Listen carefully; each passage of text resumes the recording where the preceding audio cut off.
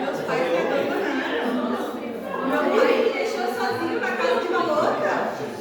Né, filho?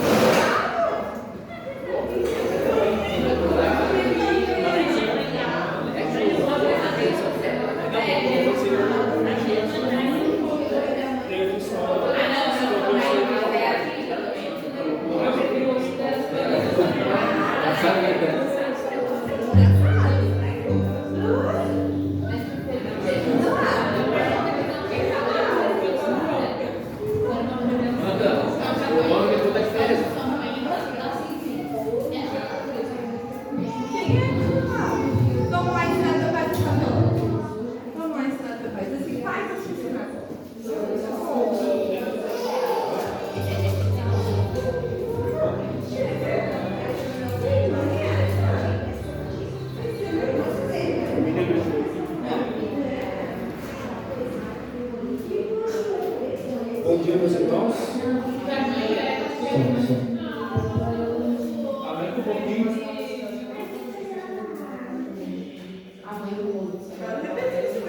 Tá meio baixo. Alô, som, teste, som, teste,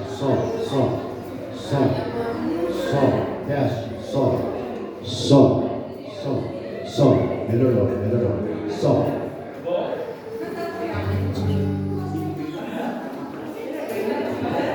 Bom dia, meus irmãos. Vamos dar início ao nosso culto ao Senhor.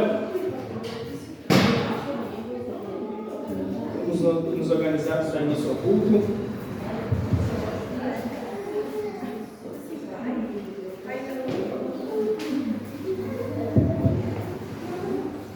Convido os irmãos para nós fazermos a leitura do Salmo 119. Salmo 119, dos versículos 153. Nós vamos ler até o versículo 176. 153 ao 176.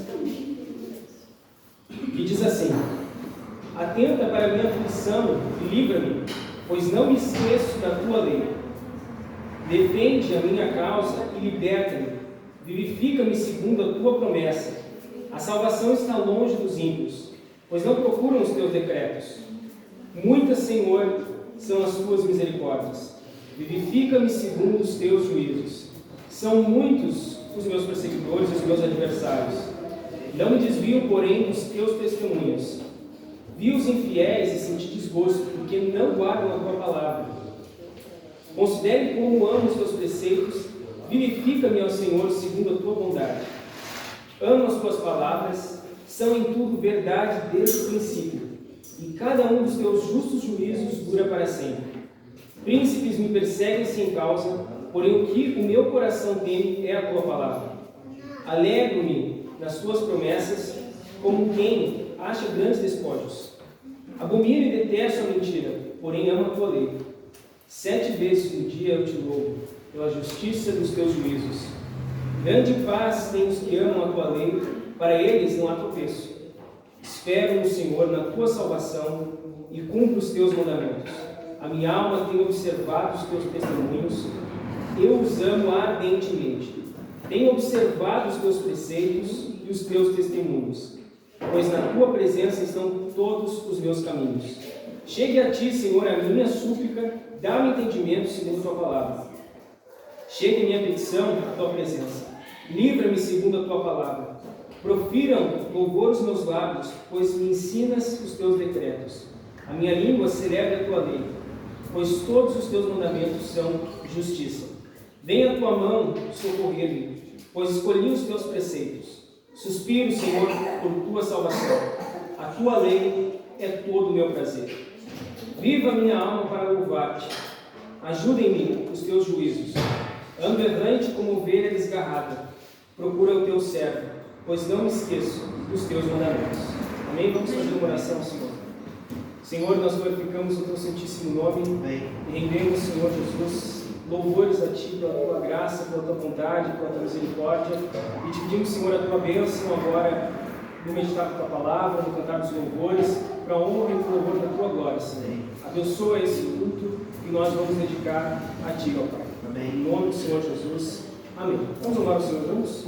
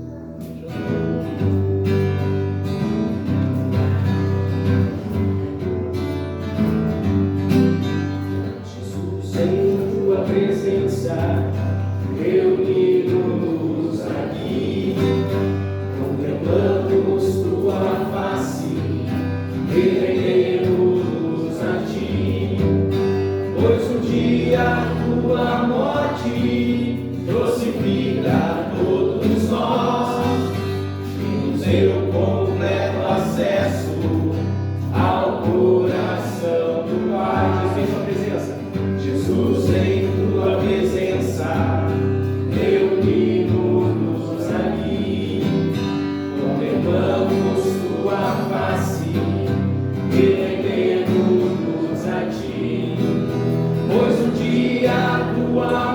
morte, trouxe vida a todos nós e nos deu completo acesso ao coração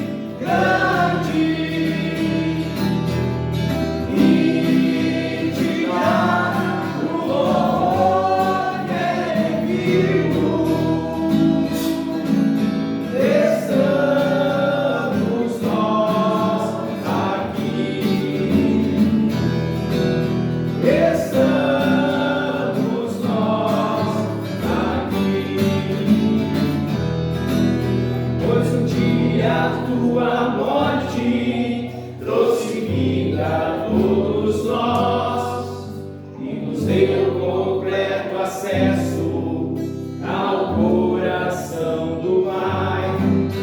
O véu que separava já não separa mais. A luz que outrora apagada agora brilha e cada dia brilha mais. Só pra te adorar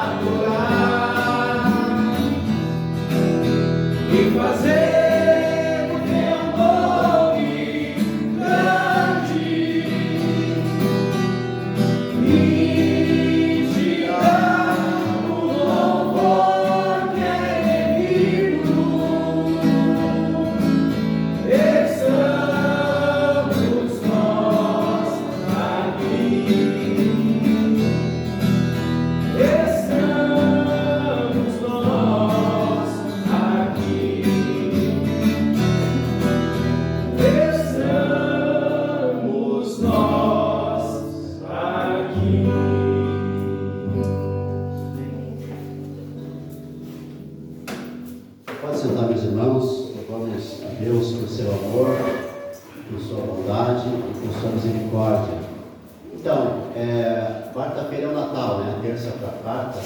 Terça, meia-noite, é o Natal e nós estamos nessa série, né, de pregações sobre o Natal. E lembre, meus irmãos, fazer algo por alguém em comemoração ao Natal. Todos os anos na nossa casa, a gente dá cestas básicas para muitas pessoas, inclusive para os prestadores de serviço que catam lixo, né?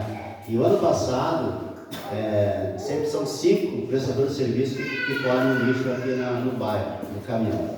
No ano passado, ao entregar as cestas básicas para cada um, eu perguntei o seguinte: alguém mais entrega alguma coisa para vocês. E a minha surpresa é, não, vocês são os únicos que nos dão a cesta básica alguma coisa. E veja, gente, quantas ruas, quantas casas eles passam, né?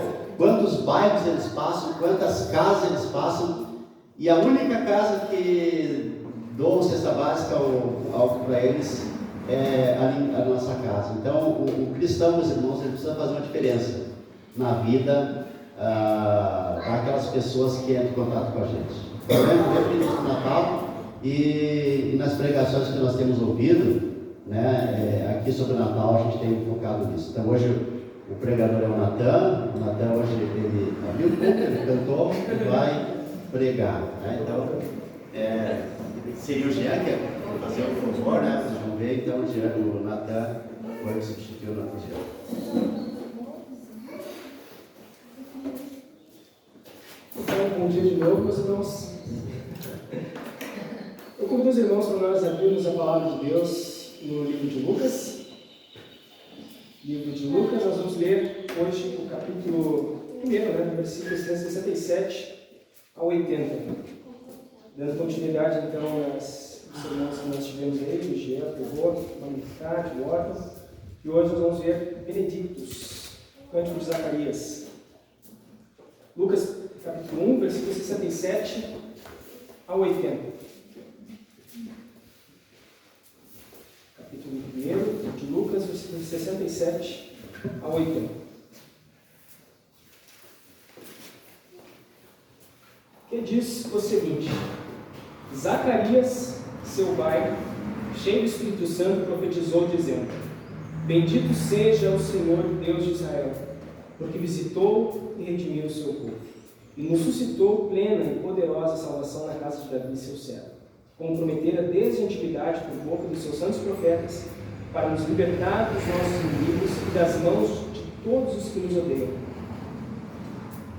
para usar de misericórdia com os nossos pais e lembrar-se da sua aliança e do juramento que fez a Abraão, nosso pai, de conceder-nos que, livres das mãos de inimigos, o adorássemos sem temor, em santidade e justiça perante ele todos os dias.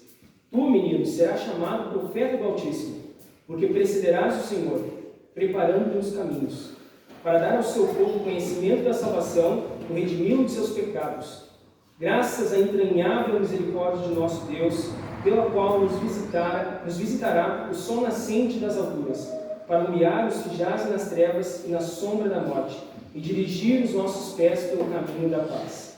O menino crescia e se fortalecia no espírito, e viveu nos desertos até o dia em que havia de manifestar-se a Israel. Vamos orar. Senhor, nós louvamos o teu santo nome pela tua palavra, Senhor. Nós possamos agora meditar em cada versículo que nós lemos aqui, que eu possa, Senhor Jesus, com fidelidade e humildade, expor a tua palavra da tua glória, Senhor. E que nós possamos compreender, Senhor Jesus, a alegria que é o Natal, a alegria que é o nascimento do nosso Salvador, Senhor Jesus Cristo. Assim nós oramos e te pedimos, em nome do Senhor Jesus. Amém. Irmãos, o título desse sermão eu coloquei como o decreto definitivo da alegria dos homens na encarnação de Cristo. O decreto definitivo da alegria dos homens na encarnação de Cristo. E mais para frente a gente vai entender por que decreto, mas eu gostaria de transmitir através da exposição desse texto que nós lemos, dentro das minhas limitações, é claro, que eu defino como a frase principal, ou a frase que resume esse sermão de maneira mais plena, que é: através do nascimento, da vida, das obras, da morte e da ressurreição do nosso Senhor Jesus Cristo, fica decretado de uma vez por todas a mais profunda alegria dos homens nas misericórdias, na graça e na bondade de Deus, que por meio do seu Santo Filho nos livra de toda a ruína do pecado e nos reconcilia com Ele. É isso que eu pretendo transmitir através desse sermão.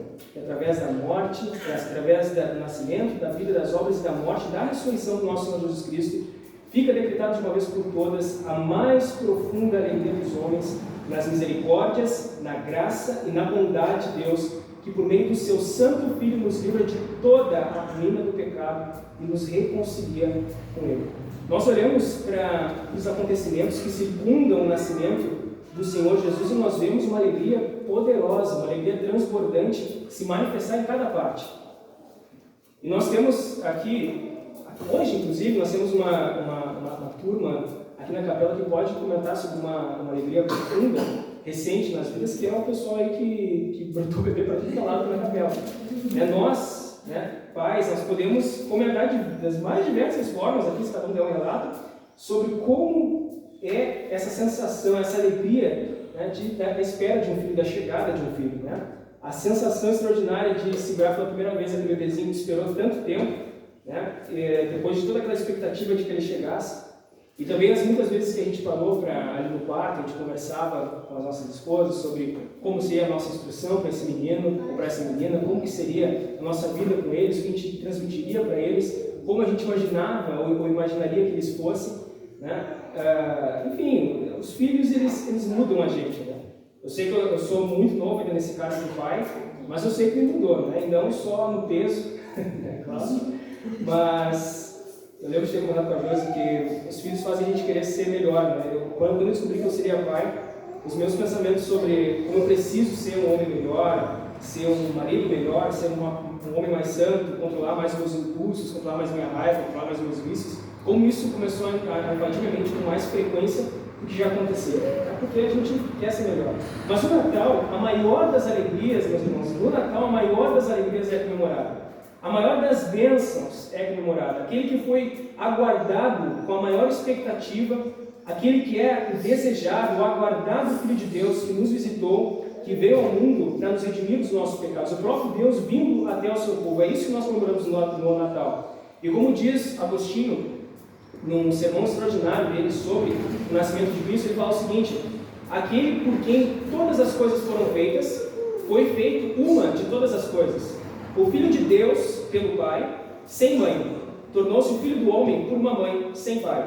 A palavra que é Deus antes de todos os tempos, o verbo que era Deus antes de todos os tempos, se tornou carne no tempo determinado. O Criador do sol foi feito sobre o sol. Aquele que enche o mundo jaz em uma manjedoura, grande na forma de Deus, mas minúsculo na forma de servo.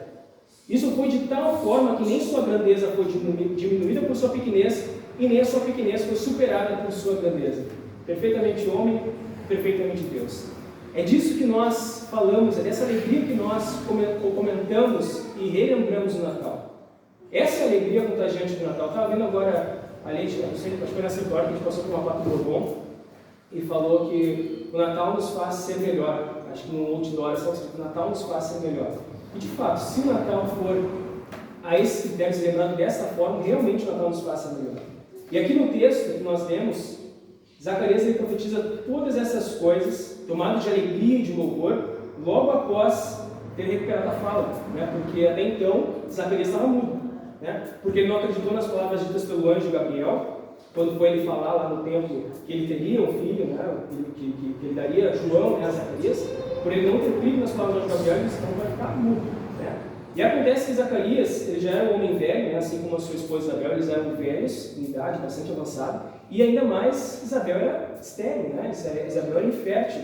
E isso, para aqueles tempos, era uma coisa muito complicada. Primeiro porque era um problema econômico, porque na velhice os pais não teriam a quem sustentar eles, quem pudesse sustentá-los, mas também porque a infertilidade era vista como um castigo divino por algum pecado cometido. Segundo a sabedoria tradicional, para a maioria das pessoas, a infertilidade era um defeito da esposa, porque talvez ela tivesse cometido algum pecado. E, inclusive, os mestres da época, eles insistiam para que os homens se divorciassem de uma mulher estéril para que pudessem procriar. Contudo, apesar da sabedoria tradicional, Zacarias e Isabel, de acordo com o relato de Lucas, eram justos diante de Deus, vivendo irrepreensivelmente em todos os preceitos e mandamentos do Senhor, de acordo com Lucas, capítulo 1, versículo 6. E logo em seguida, dessa visita do anjo Gabriel, Isabel fica grávida, e Gabriel também é enviado para prenunciar, para predizer o nascimento de Jesus Cristo para Maria, e Maria vai visitar Isabel. Maria vai visitar sua prima Isabel numa viagem que levaria basicamente uns 3 ou 4 dias, mais ou menos, de Nazaré até a região montanhosa da Judéia. E chegando lá, nós temos um outro relato maravilhoso, recheado, transbordado de alegria, que é essa visita de Maria a Isabel. Porque Maria, ao saudar Isabel, provavelmente como eles faziam no costume, onde as saudações eram uma bênção, né? Era uma palavra de paz, provavelmente shalom, né? Ao ouvir a saudação de Maria, o bebê, né, ao saber que de uma maneira muito vívida, a paz de que Maria falava que o príncipe da paz estava presente naquela casa, o bebezinho João se estremece no ventre de Isabel. Né? O relato bíblico é esse: o bebezinho, ao ouvir a voz de Maria, ele se estremece no ventre de Isabel. E a Catarina Regina von Griffenberg, ela é uma poetisa, ela tem um trecho muito interessante sobre esse encontro de Isabel e Maria. Ela fala o seguinte: a presença de Jesus sempre provoca alegria. A presença de Jesus sempre provoca alegria. Mesmo escondido no ventre de Maria, alegrou João, que ainda não tinha boca para falar, e ainda não era capaz de oferecer o seu serviço, de outra forma que não fosse por esses movimentos. Como o bebê ainda não tem boca, seu corpo inteiro é língua, que revela a presença da alegria em Jesus por meio do seu movimento. Então o bebezinho se alegra ao saber que Jesus veio lhe visitar. Né? E então Isabel também, tomada por uma profunda felicidade e possuída pelo Espírito Santo, também faz uma declaração extraordinária a respeito de Maria e de Jesus. Porque diz no versículo 41 e 42 que, ouvindo essa saudação de Maria, a criança lhe estremeceu no ventre, e então Isabel ficou possuída do Espírito Santo e exclamou em alta voz: Bendita és tu entre as mulheres, bendita és tu entre as mulheres, e bendito o fruto do teu ventre. E de onde me provém que me venha visitar a mãe do meu Senhor? Tipo assim, o que está fazendo aqui, mulher? A mãe do meu Salvador, o que está fazendo na minha casa? Né? Isso é extraordinário. E não só pela declaração extraordinária, mas os estudiosos eles entram em consenso de que Maria, o tempo de gravidez de Maria era de no máximo 5 dias, quando nós estávamos em encontro com Isabel. Então não era aparente ainda que Maria estivesse grávida. Não era aparente que Maria estivesse grávida, muito menos do Salvador Jesus Cristo, do Messias. Ainda não era notável pela aparência a gravidez de Maria. Então como Isabel poderia saber? E mais do que isso, Isabel não saúda Maria apenas como sua conhecida prima, né, de longa data, mas é a mãe do meu Senhor, a mãe bendita. Né? O que tu está fazendo aqui na minha casa? Né? Que honra receber a mãe do meu Salvador. Inclusive Lutero ele diz que esse é o primeiro sermão realizado na terra, cuja mensagem é que Maria é a mãe do Salvador. Sermão pregado esse pela já idosa Isabel. A mãe do meu Salvador está na minha casa. Isso é extraordinário. E depois, mais para frente, nós chegamos no nosso texto, que no momento de intensa alegria e louvor, Zacarias é tomado pelo Espírito e profetiza as palavras que nós lemos no início. Né? Porque ele tem uma consciência, através do Espírito Santo, de que através do nascimento do seu filho, né, iria se iniciar o processo messiânico. Então ele faz esse louvor extraordinário que nós vemos hoje, o Benedictus. Então, quanta alegria, meus irmãos, quanta alegria. E para nós nos debruçarmos nesse texto, eu preparei 4 proposições, para nós meditarmos na alegria que temos em Cristo e por causa de Cristo. E a primeira proposição é que a encarnação de Cristo é o decreto definitivo da nossa alegria. Vejamos ali os versículos 68 ao 69 do texto, que diz o seguinte: Bendito seja o Senhor, bendito seja o Senhor Deus de Israel, porque visitou e redimiu o seu povo, e nos suscitou plena e poderosa salvação na casa de Davi, seu servo. Por que decreto? Né? Por que a encarnação de Cristo é o decreto definitivo da nossa alegria? Porque por meio da visitação do Filho de Deus, que redimiu o seu povo e nos suscitou plena e poderosa salvação, nós temos uma ordenança da parte de Deus para a alegria, para viver a alegria. Né? Isaías 12,6 diz: Exulta e jubila, ó habitante de Sião, porque grande é o Santo de Israel no meio de ti. Um texto que é extremamente messiânico e que fala do reinado, do rebento que sairia do tronco de Jessé. Também Isaías 49, versículo 13, assim: Cantai aos céus, alegra-te a terra, e vós, montes, rompei em cânticos. Olha que poesia extraordinária. Cantai aos céus, alegra-te a terra, vós, montes, rompei em cânticos, porque o Senhor consolou o seu povo e dos seus aflitos se compadece. Então, Zacarias ele diz aqui: bendito seja o Senhor. Bendito seja o Senhor. E aqui o termo grego, né, utilizado para bendito, eu não vou saber pronunciar corretamente, mas eulógetos, que significa, né, elogiar, falar bem, louvar. Então é um louvor ao Senhor. Louvado seja do Senhor, bendito seja o Senhor, Deus de Israel. Zacarias ele é conscientizado pelo Espírito Santo de que no nascimento do seu filho teria se iniciado o processo messiânico, no qual o Senhor, Deus de Israel, como ele diz aqui, traria redenção para o seu povo. Todo o louvor de Zacarias gira em torno dessas verdades, porque ele veio e redimiu o seu povo e nos suscitou plena e poderosa salvação. Bendito seja o Senhor, mas o porquê desse bendito? Porque o Senhor nos visitou e redimiu o seu povo. Esse é o motivo da alegria do cântico. Esse é o motivo da alegria do cântico, porque o Senhor nos visitou e redimiu o seu povo e nos trouxe plena e poderosa salvação. E fica a pergunta, meus irmãos, no Natal, mas não somente no Natal, porque todos os dias é dia de relembrar a encarnação do nosso Senhor Jesus Cristo, mas nós somos alegres, nós vivemos alegres de fato. Nós sofrimos dessa alegria de que bendito seja o Senhor, porque Ele nos visitou e redimiu o seu povo, nos suscitou plena e poderosa salvação.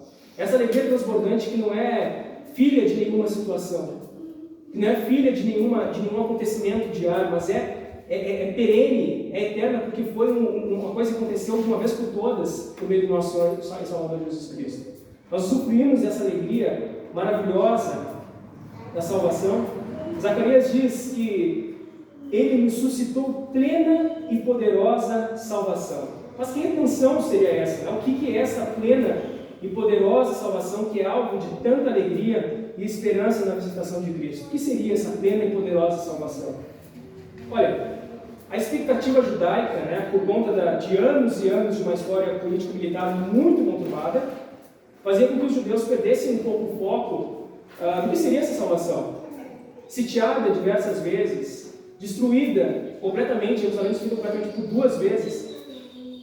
Ao longo da história, Jerusalém foi muito judiada, digamos assim.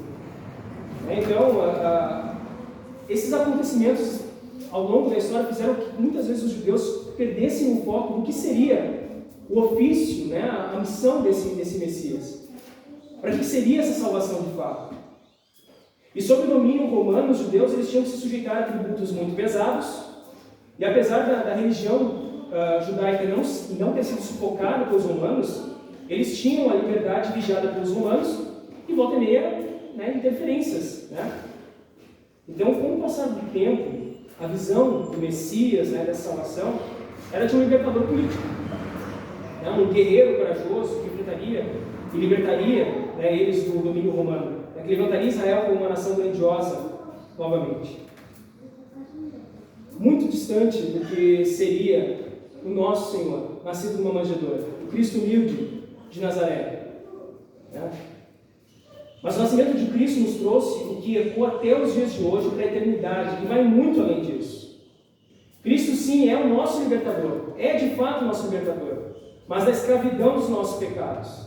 A redenção dita por Zacarias é o resgate da morte, das trevas e da escuridão dos nossos pecados. Porque sobre o nosso pecado é dito na palavra: mas as vossas iniquidades fazem separação entre vós e o vosso Deus. E os vossos pecados encobrem o seu rosto de vós, para que vos não ouça. Porque as vossas mãos estão contaminadas de sangue e os vossos dedos de iniquidade. Os vossos lábios falam mentiras e a vossa língua profere maldade. Ninguém há que clame pela justiça, ninguém que compareça em juízo pela verdade. Confiam no que é nulo e andam falando mentiras, concebem o mal e dão luz à iniquidade. Chocam ovos de áspide e tecem teias de aranha. O que comer os ovos dela morrerá. Se um dos ovos é pisado, sai uma víbora. As suas teias não prestam para vestes e os homens não poderão se cobrir com elas. As obras deles são obras de iniquidade, obra de violência há nas suas mãos. Os seus pés correm para o mal, são velozes para derramar sangue inocente, e os seus pensamentos são pensamentos de iniquidade. Nos seus caminhos há desolação e abatimento. Desconhecem o caminho da paz.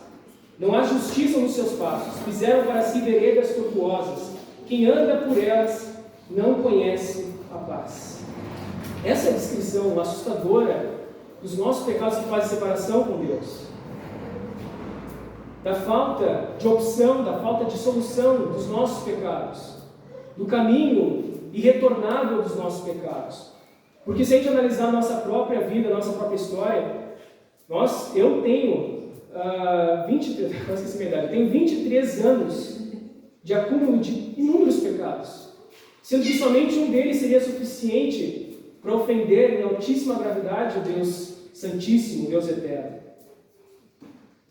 Quando nós pensamos no Natal, nós não lembramos de um líder político, nós não lembramos de um libertador daquele contexto de Israel, mas lembramos do nosso libertador, aquele que nos liberta da escravidão dos nossos pecados.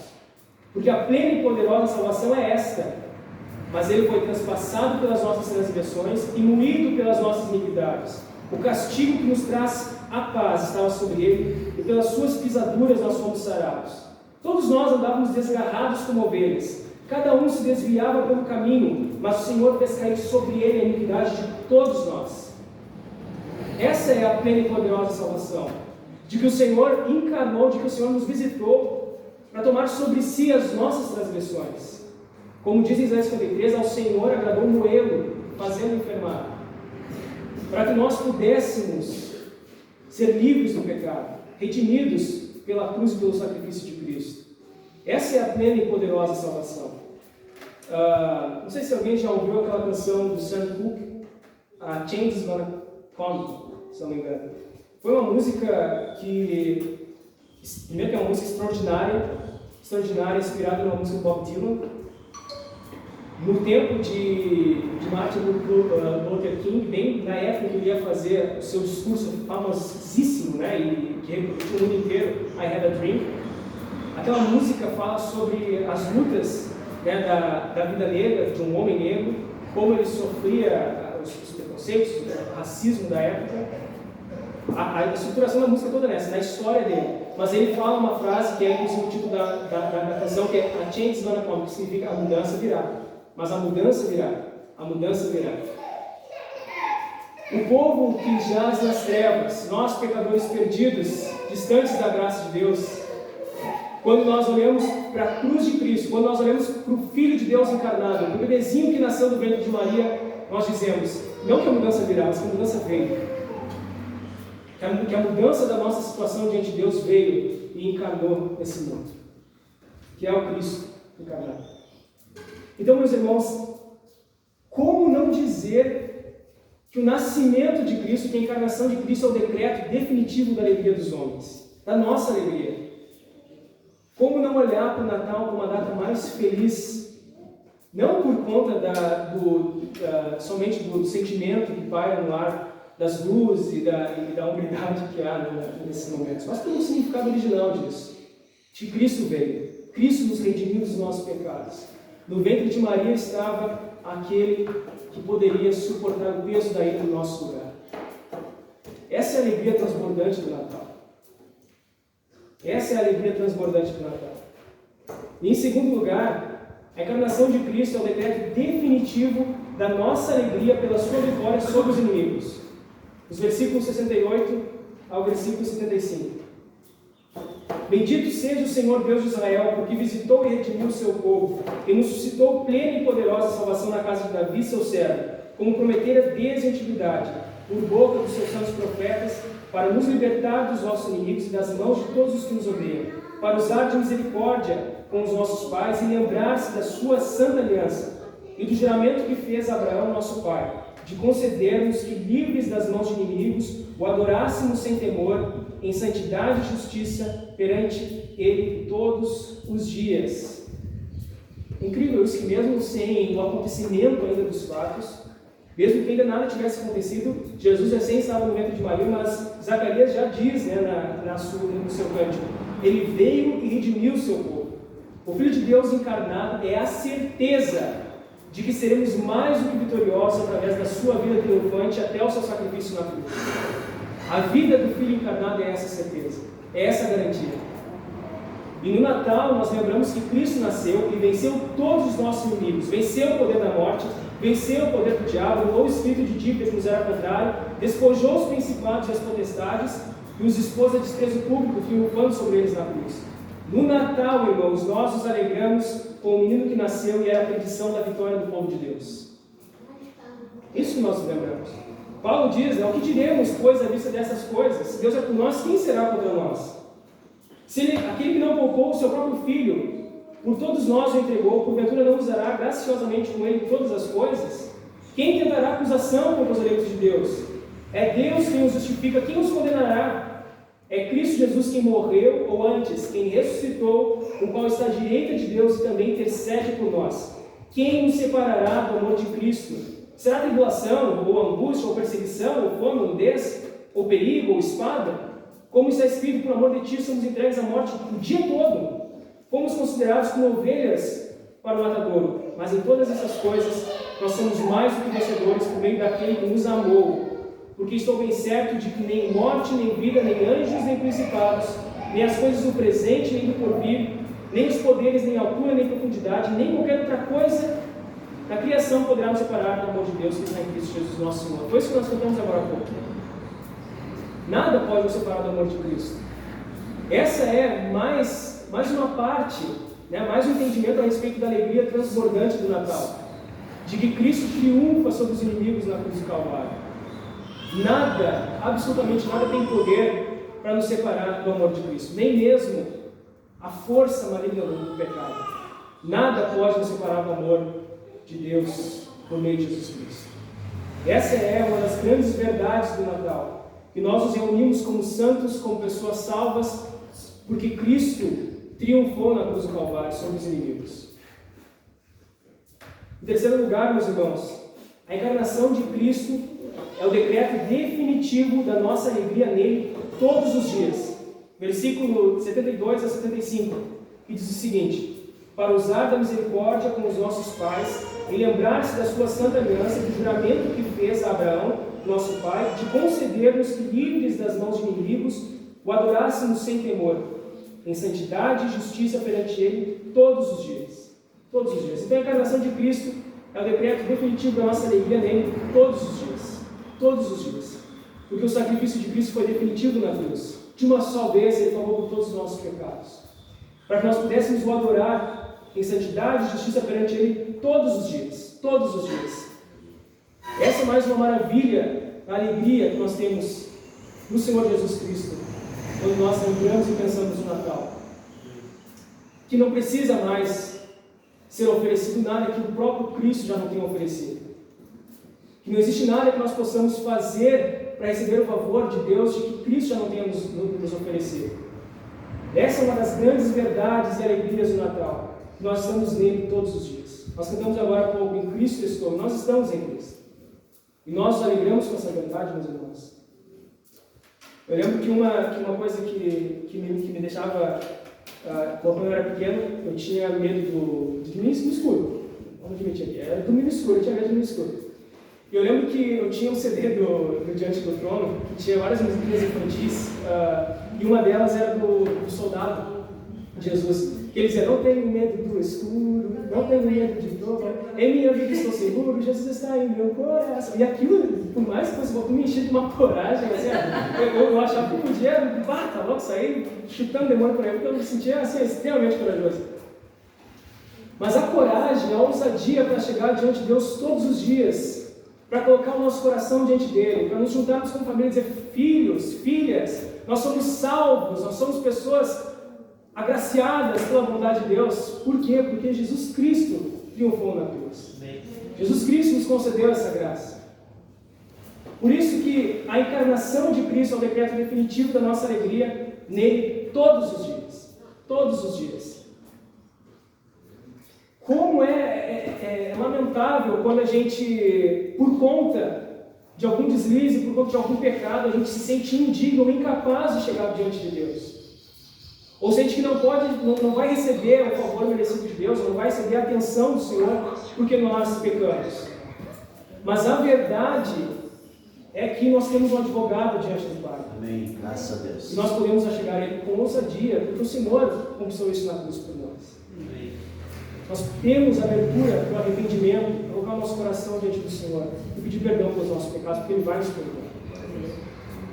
Então, por isso, a encarnação de Cristo é o decreto definitivo da nossa alegria nele todos os dias. E é o motivo pelo qual nós vamos alegrar também no Natal. Lembrar e relembrar sempre e nos alegrar nisso. Em quarto lugar, meus irmãos, a encarnação de Cristo é o decreto definitivo da nossa alegria, que faz com que o cristão viva de maneira missional. Os versículos 76 ao 79, que diz o seguinte: Tu, menino, serás chamado profeta do Altíssimo, porque precederás o Senhor preparando os caminhos, para dar ao seu povo conhecimento da salvação, o redimi-lo dos seus pecados, graças à entranhável misericórdia de nosso Deus, pelo qual visitará os nascentes das alturas para iluminar os que jazem nas trevas e na sombra da morte, dirigir nossos pés pelo caminho da paz. Aqui Zacarias ele fala do ofício de João Batista, né, de preparar o caminho, né, para o Filho de Deus. João pregou sobre o reino de Deus, pregou sobre o arrependimento dos pecados e preparou o povo para o início do ministério de Cristo, né, a vida iminente, né, do Messias, né, a vinda do Senhor Jesus. Ele preparou o caminho.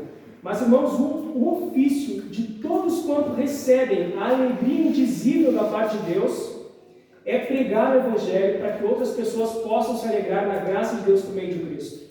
O John Piper ele tem um livro que eu tirei aqui uma citação, mas que eu acho muito interessante, porque ele fala assim, ó, que a alegria, a adoração é o combustível das missões. Isso é muito interessante. A alegria, a adoração é o combustível das missões, porque as missões existem porque não há adoração. E há pessoas que não se alegram em Deus. Então o combustível, né, o estopim principal para as missões é a alegria que nós temos e a adoração que nós fazemos ao Senhor. E por querer que outras pessoas o adorem. Porque quando nós estivermos com o Senhor, não vai mais haver missões, mas haverá adoração. Então hoje há missões porque não há adoração. Então o Pai fala o seguinte, ó: as missões é a nossa maneira de dizer, a alegria de conhecer Cristo não é um privilégio privado, ou tribal, ou nacional, ou étnico, mas é para todos. E é por isso que nós vamos, porque já experimentamos a alegria de adorar a Jesus e queremos que todas as famílias da terra sejam incluídas. Então, por isso que essa alegria indizível que nós temos ao relembrar do ministério, da vida, da morte, da ressurreição do nosso Senhor Jesus Cristo, ela deve nos impulsionar a pregar o Evangelho. Essa alegria que nós sentimos no Natal deve nos impulsionar a viver de maneira missional no Natal. E em toda a vida, claro. Ele fala também, a busca da adoração das nações é alimentada pela alegria da nossa própria adoração. A busca da adoração das nações é alimentada pela alegria da nossa própria adoração. O Natal é compartilhar a alegria que nós temos do nascimento de Cristo com outras pessoas para que elas possam se alegrar também com o nascimento de Jesus Cristo. Por isso que o Natal ele não pode ser uma coisa privada. Por isso que o Natal ele não pode ser uma coisa excludente, ou que seja muito intimista. O Natal tem que ser aberto. Porque quando nós pensamos no Natal, quando nós meditamos sobre o verdadeiro motivo do Natal, e o nosso coração se enche dessa alegria transbordante, que é adorar o Senhor, que é se alegrar com tudo que o Senhor Jesus Cristo fez, essa alegria deve ser o motor, o combustível que nos impulsiona para ir até o outro, para falar dessa alegria. Para fazer com que esse outro também se alegre com os mesmos motivos, que é o próprio Senhor Jesus Cristo. Então, meus irmãos, que nesse Natal nós possamos fazer isso. Que ao ser transbordados por essa alegria, de que o Senhor Jesus Cristo venceu na cruz do Calvário, de que o Senhor Jesus Cristo na cruz do Calvário pagou pelos nossos pecados, nos redimiu da nossa situação deplorável de transgressões, que nós possamos ser impulsionados por essa alegria. Dizer como é maravilhoso ver para o Senhor, como é maravilhoso saber que na minha casa há salvação por conta do Senhor Jesus Cristo, como é maravilhoso me satisfazer nessa alegria que é perene, que não depende daqui a pouco da situação da casa, de coisas que acontecem, mas é uma alegria perene, e por ser uma alegria perene não significa que ela é recheada de sorrisos. Às vezes a alegria ela se manifesta na tristeza também, mas essa é uma alegria que não desaparece. É uma alegria que nós experimentamos em parte agora, para que nós possamos experimentar em plenitude na vida do Senhor, quando nós nos encontrarmos com o Senhor. Então, que motivados por essa alegria transbordante, nós possamos alcançar o próximo. Que motivados por essa alegria transbordante, nós possamos estender a mão para o próximo, nesse Natal. E que, irmãos, nós possamos nos alegrar. Que nós possamos nos alegrar das verdades que nós vemos hoje. Que nós possamos ter o coração recheado dessa esperança, inundado dessa esperança. De que é o Natal? É o Filho de Deus encarnado que paga pelos nossos pecados e nos enche da alegria transbordante de viver em paz com Deus. Amém? Vamos orar ao Senhor. Senhor, nós te louvamos, nós te agradecemos, Senhor, Jesus, pela tua palavra. Que nós possamos, Senhor Jesus, viver dessa maneira, Senhor Jesus, com essa alegria transbordante no nosso coração. Mas que essa alegria transbordante nos mova, Senhor Jesus, a pregar o teu Evangelho, a pregar a tua palavra, Senhor Jesus, para outras pessoas, para que outras pessoas também possam ser inundadas dessa alegria transbordante que é o conhecimento da encarnação do Senhor Jesus Cristo. Que nós possamos, Senhor Jesus, motivados, ó Deus, pelo teu sacrifício na cruz, por tudo quanto o Senhor nos beneficia na cruz do Calvário, possamos, Senhor Jesus, estender a mão nesse Natal, alcançar outras famílias, incluí-las na alegria da adoração ao Senhor Jesus. Que nós possamos fazer isso e ser assim, em nome do Senhor Jesus, para a tua glória. Amém. Graças a Deus. Vamos ficar em pé e vamos ter o nosso momento de confissão de pecados. Óbvio que nem só domingo, né, a gente precisa confessar nossos pecados, mas no culto é um momento muito apropriado, porque nós participamos da ceia do Senhor, do culto, da pregação, como meio de graça. Então, vamos apresentar diante do Senhor nossos pecados, porque se confessarmos os nossos pecados, Ele é fiel e justo para nos perdoar os pecados e nos purificar de toda injustiça. Sim.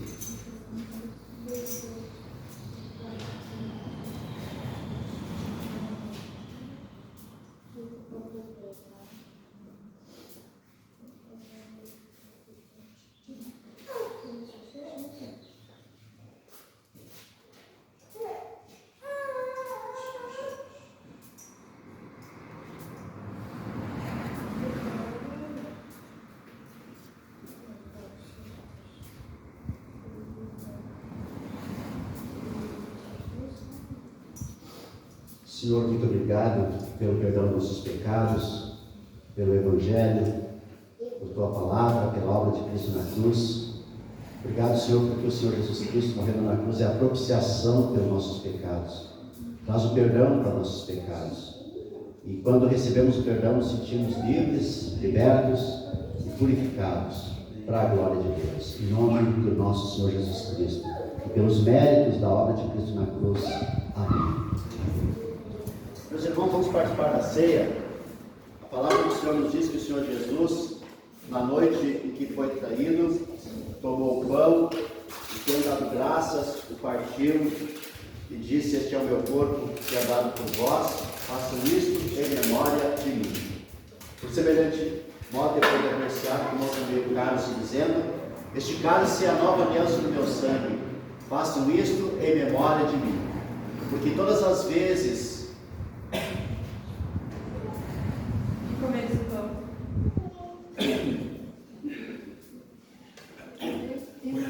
Porque todas as vezes, porque todas as vezes que comeres o pão ou beberes o cálice, anunciais a morte do Senhor até que Ele venha. Obrigado, Carol. Graças a Deus, graças a Deus. Senhor, muito obrigado pelo pão, obrigado pelo cálice.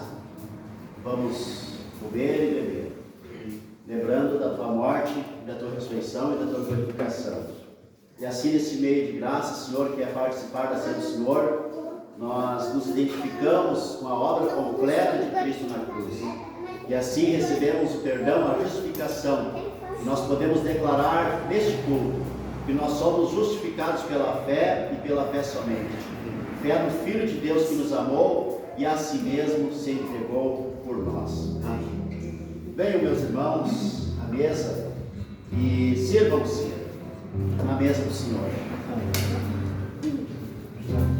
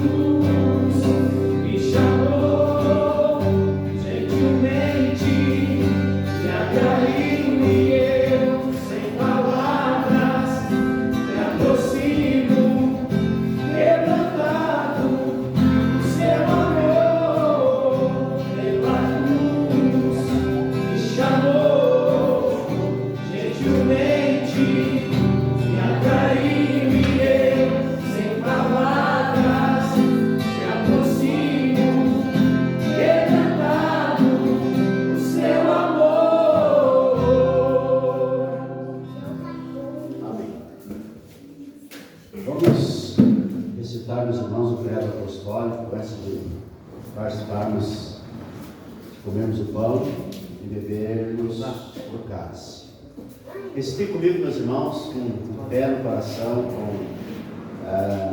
com a essência na alma, né? Que esse credo, essa confissão é a nossa declaração de fé, a nossa declaração de fé no Senhor, a nossa declaração, né, de cristãos que somos. Recite comigo então. Creio em Deus, Pai Todo-Poderoso, Criador do céu e da terra. Creio em Jesus Cristo, seu único Filho, nosso Senhor, o qual foi concebido por obra do Espírito Santo, nasceu da Virgem Maria, padeceu sob o poder de Pôncio Pilatos, foi crucificado, morto e sepultado, desceu ao inferno, ressurgiu dos mortos ao terceiro dia, subiu ao céu, está sentado à direita de Deus Pai Todo-Poderoso, de onde há de vir para julgar os vivos e os mortos. Creio no Espírito Santo, na Santa Igreja Católica, na comunhão dos santos, na remissão dos pecados, na ressurreição do corpo, na vida eterna. Amém. Vamos fazer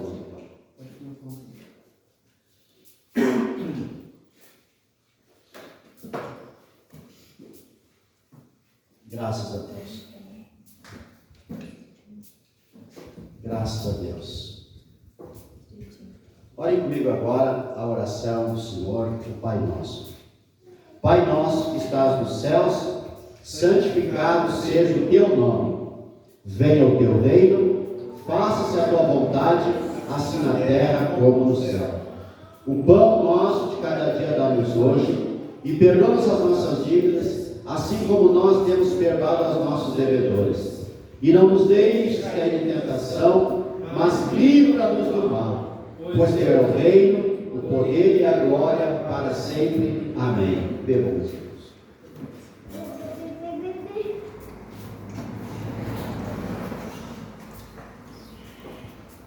Senhor, nós te louvamos, nós te bendizemos, nós te glorificamos. Glória ao Pai, ao Filho e ao Espírito Santo. Obrigado, Senhor, pela ceia do Senhor, obrigado pela comunhão, obrigado por todos os irmãos, as famílias que estão aqui presentes. E agora eu te peço a tua bênção para cada um durante essa semana. Que todos tenham um Natal abençoado e abençoador. Que a tua bênção esteja em cada casa, que haja provisões em cada casa, que haja saúde, Senhor. Que haja saúde, provisões e paz em cada casa. Te louvamos, te bendizemos, em nome do nosso Senhor Jesus Cristo. Amém. Amém. A graça do Senhor Jesus Cristo, o amor de Deus e a comunhão do Espírito Santo seja com todos vós. Amém. Irmãos, antes de sair, sempre em 2 minutos só. 2 minutos antes, rapidinho. Não esqueça as contribuições, meus irmãos. Não esqueça as contribuições.